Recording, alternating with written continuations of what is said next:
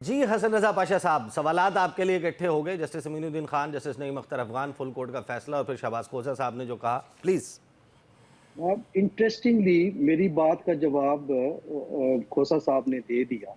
अच्छा। आपको याद होगा कि ये जो इख्तलाफी नोट इन दो जजेस साहबान की तरफ से आया था, उसमें उन्होंने ये बात कर दी जो कि वो फरमा रहे हैं कि ये इम्प्लीमेंटेशन नहीं होगी, क्योंकि आइन के आर्टिकल को रिडंडेंट करार दे के तो ये फैसला किया गया है कि जहां पे 3 डेज का टाइम दिया गया था उन लोगों को, और उन्होंने पार्लियामेंटेरियंस ने 3 दिन के अंदर अंदर SIC ज्वाइन कर ली थी, तो फिर वो 15 दिन का टाइम जब दे रहे हैं तो ये फिर उस आर्टिकल की खिलाफ वर्जी है।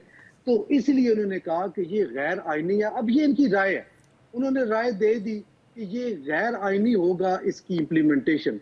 जवाबी तौर पे एक जवाबी वार आया 8 जज साहबान ने, और फिर जो अपना वजाती बयान डिटेल जजमेंट दी, उसमें इनको उसी तरह लिताड़ा जिस तरह इन्होंने किया।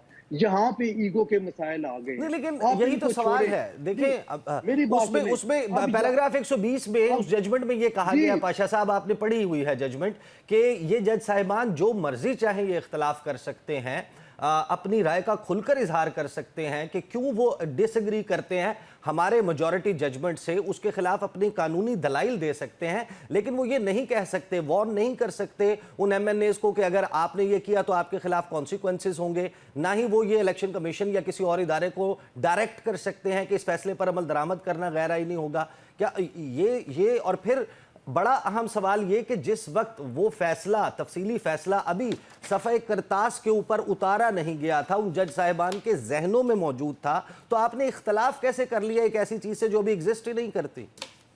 वो जो शॉर्ट ऑर्डर था उसकी बुनियाद पे आया है उनका फैसला, और वो उन्होंने कहा कि ये एक आर्टिकल को प्रैक्टिकली मुअत्तल कर दिया गया है इस शॉर्ट ऑर्डर की वजह से। ये बात थी।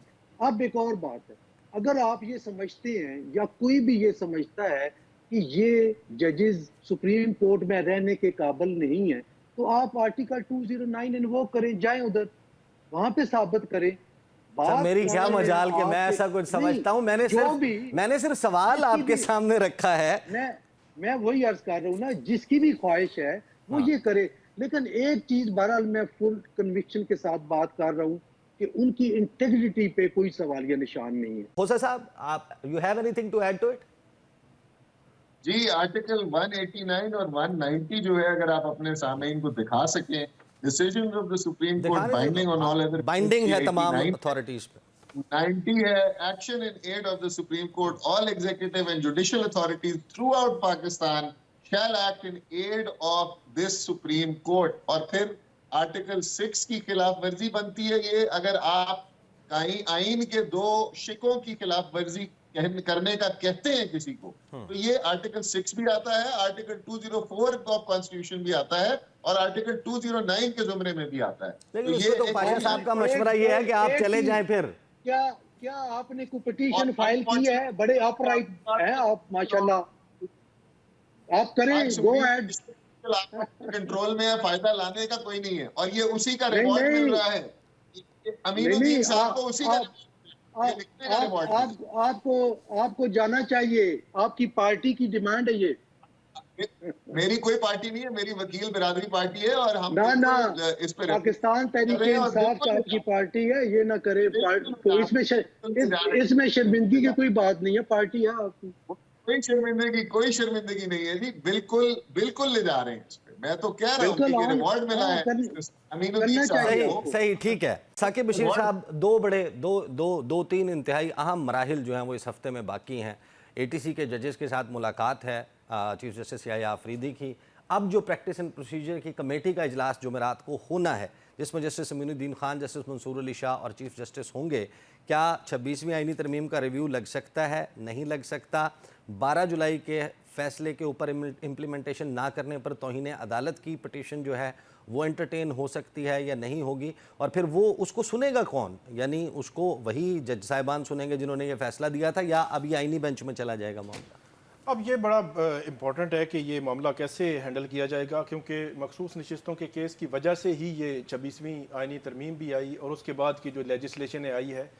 मैंने पहले दिन से इस लेजिस्लेशन को कवर किया है और मैं आज भी मेरा व्यू यही है कि इसका पब्लिक के साथ, पेंडेंसी ऑफ केसेस के साथ कोई ताल्लुक नहीं है। ये सियासी तौर पर और हुकूमत कंट्रोल करने के लिए उसने किया गया है। और जो बात जस्टिस अमीनुद्दीन खान साहब के हवाले से और जस्टिस नईम अख्तर अफगान साहब के हवाले से, मैं हैरान हूँ कि हम इस चीज़ को डिस्कस कर रहे हैं कि सुप्रीम कोर्ट के 2 जजेस, उन्होंने एक पॉइंट आउट किया है कि आइन की खिलाफ वर्जी हो गई है और वो कह रहे हैं कि 10 जज गलत कर रहे हैं। 10 जज, 8 जज और जस्टिस काजी फायज ईसा और जस्टिस जमाल खान मंदोखिल, उन्होंने 39 नशिस्तें पीटीआई को दी जो उस पर पार्टी नहीं थी।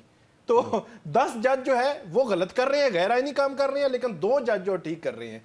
तो ये बात। और दूसरी बात जो मैं इस वक्त भी कहता हूं, ये 12 जुलाई के बाद फैसला हुआ था। जो जजेस की लिस्ट आई है जो इस बेंच, आईनी बेंच में, हर जज हमारे लिए काबिल एहतराम है।